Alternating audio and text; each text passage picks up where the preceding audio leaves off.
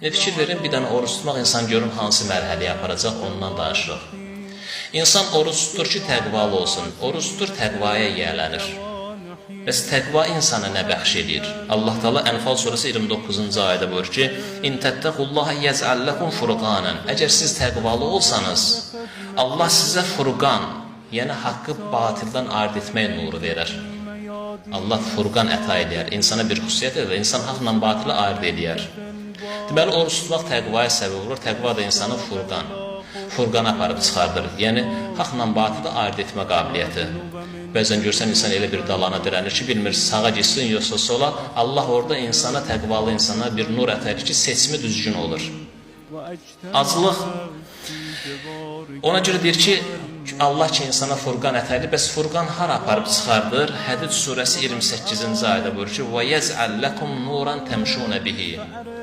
Allah sizə elə bir nur əta edir ki, furqanın özü bir nur deməkdir. Elə bir nur ədir. Onunla yol gedərsiniz. Yəni, getdiyiniz yol uğurlu olar. Deməli, oruç tutursan, təqvaya yiyələnirsən. Təqvaya yiyələnəndə Allah insana furqan bəxş edir. Furqan insanda nurun yaranmasına səbəb olur. Bəs o nur da insanı hərəkətə gətirir. Əli əleyhissalam buyurur ki: "Əl-ilmu nurun yəğzifuhullahu fi qalbin mən yeşə." Elm elə bir nurdur ki, Allah onu istədiyi kəsin qəlbinə əta edir. Niyə görə deyir ki, qəlbinə əta edir?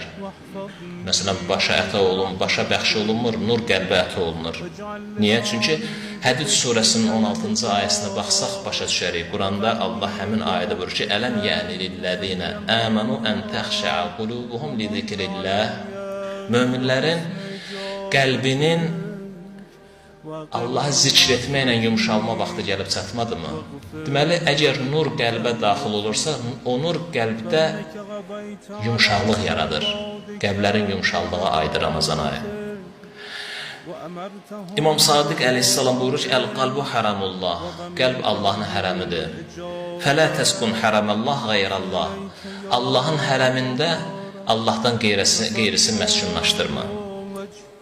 Acılıqla insan qəlbin boşaldır, ora Allahı yerləşdirir. Və bu hara bir qapı açır.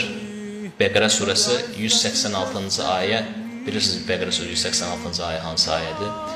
Yəni, Ramazanla bağlı ayələri Allah 183-cü ayədən başlayır, 184, 185.